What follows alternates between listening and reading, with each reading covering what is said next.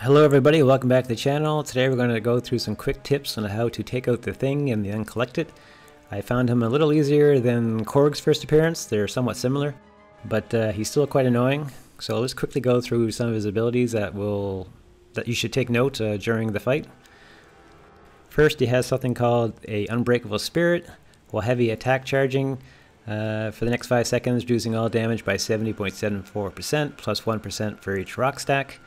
This Unbreakable Spirit also triggers when he's stunned or parried, so you got to keep that in mind. If you stun and parry him and then you use your special attack within the first 5 seconds, it's not going to do much damage. He's immune to a lot. He's immune to bleed, shock, armor break, nullify, stagger, and fate seal. He does go unstoppable sometimes, and Captain America's ability to stop that does not work against the Thing, so keep that in mind. He has something called Rock Shield, which helps protect him from damage. He generates 1 rock stack when he's struck. When you hit his block, if he blocks you or parries you, he gets another 4. And this is something very important. Thing removes 3 rock stacks when he would receive a bleed. This can't occur more than once every 2 seconds. This is important that though you can't bleed him, you actually remove some rock stacks, and we'll show you why that's important in a second here. So basically, when Thing is hit and he has 15 or more rock stacks, he becomes unstoppable. It's basically the 16th hit for 5 seconds, and then he removes some of his rock stacks. So when he hits 15 and your 16th hit, he'll go unstoppable. So that's very difficult. You have to watch out for that. That's why the bleed is actually good, because if you keep on bleeding him, even though he doesn't actually bleed, it removes rock stacks away from that 15, so he won't go unstoppable. Now, if he does get to 15, what you can do then is you can basically bait out his special 1 or special 2. When you bait his special 1 or special 2 and he has 15 stacks, it will reset all the rock stacks, so you don't have to worry about them at all. Now, he's got some nice special 2s and special 3s. If he hits you with a special 3, he goes unblockable and unstoppable for 8 seconds. If he hits you with special 3 and uncollected, you're probably dead anyway. So, another thing you have to keep in mind is the actual node itself. He's got something here called, whenever the champion would receive a buff they are immune to, they generate 30% of a bar of power. So, all those things that we just talked about that he's immune to, such as bleed, shock, armor break, nullify, stagger, and fate seal. If you do any of those things, he gets a 30% power increase. So you got to keep that in mind if you're using a bleeder or if you're using an armor break, that he's going to gain power very quickly. It's actually a good thing in most cases, because you want him to get to his SP1, SP2. SP2 is even easier, so you can bait out and bring down those rock stacks.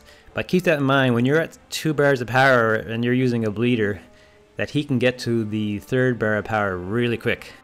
So let's quickly look at a couple of fights and see how it goes. So first I'll bring in a 4-star Gwenpool. She's very good for this champ because 1, she bleeds, which will take down his rock stacks, and 2, she has ability accuracy reduction, so eventually he won't be able to use his rock stacks at all. There's his first special, number 2. Very easy to dodge and bait. Now you can see up there in the right hand corner, that little gray circle, that is his rock charges, and they will decrease because she has bleed. It'll decrease by 3 when she puts a bleed on him every 2 seconds. That's the special 2. So you can see a Gwenpool is an excellent choice. Since she has that ability reduction, it's 2% per hit in her combo meter. Basically, he'll get to a point where he will not be able to actually increase his rock charges. Both his specials are very easy to evade. You gotta watch when he does that heavy charge because he goes unstoppable. As you can see, a couple times there, I almost pushed him to 3 bars of power. That's because of that node. He's actually immune to bleed, so you're actually giving him a 30% power boost, so you gotta remember that. I also like to actually go up to SP3 because if he gets you to the wall, he's very difficult to get back, to push him back. So it's nice to have that buffer. You can use your SP3 and push him back.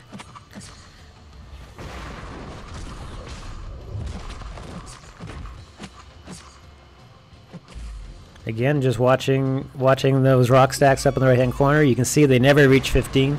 The next fight that we show will be Medusa, and you will see some 15s, and then you can see what we can do when we get there. I know I could be using my special, but like I said, I want to keep it just in case he gets me close to the wall. I think there is a point in this fight where he gets close to the wall and the special saves me. See, now I'm at the wall. I don't like being there, so I decided to use my special. This is actually an armor break as well. An armor break is a debuff, so he's going to gain some power, as you see right there.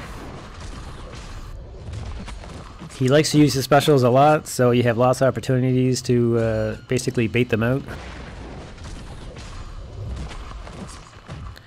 And now, since I'm way over 50 hits, I have a 100% chance to ability reduction, so he's not actually gaining any rock charges. So now it's just basically a fight, baiting out the specials, and that's it. So she's a great choice. You wouldn't think she's a great choice, but she is for this particular fight. Other great choices are champs like Quake is supposed to be really good against this particular champ. Other bleeders perhaps. But you'll see in the next fight, almost any champ can take him out. So there you have it. He's almost down and he's gone. So let's move on to the next fight. So the next fight we're bringing in a very low health Medusa, but I was feeling pretty confident. I'm going to play a little differently with this one. She does have the armor break, but the armor break he's immune to, which is a debuff, so that means he gets a power gain. I'm okay with that because I like actually pushing him to the specials, because the specials are quite easy to actually evade. I'm going to play a little differently this time. I'm going to push him to 15 rock stacks. When he's at 15 rock stacks, I will wait for him to use his special, which will reset all the rock stacks, as you saw right there. Now I could bleed him if I wanted to armor shatter him and then also do some power gain, but I'm fine just doing the regular armor breaks debuffs. So he's at 15 there, he uses his special attack, he resets his rock stacks, and I get to start all over again nice and fresh. Now I'm at special 3. When I'm at special 3 I feel a little more confident because I do not like getting close to the wall with this guy, so it's a very nice ability to have just for protection. Now you gotta remember, when you have a lot of rock stacks up, let's say I have 13 rock stacks up, and I use a special attack, and my special attack has 4 or 5 parts for some of those champs that have multiple hits in their special attack. That will push thing over the 15 rock stack mark, so he could actually go unstoppable mid-special. So champs like Medusa and Blade and so forth that have lots of hits, you gotta be careful, you gotta time it, because you know, if you do a special and he's at 13 and your hit is 4 hits, that means he's 17. He goes unstoppable and he tears you apart. So there you have it, guys. I hope you enjoyed the video. Just a couple options. You can do this with almost any champ if you play a little bit correctly. I hope you enjoyed the video. Please share, like, comment, and all the good stuff, and take care. Target identified. Analysis complete. Please subscribe.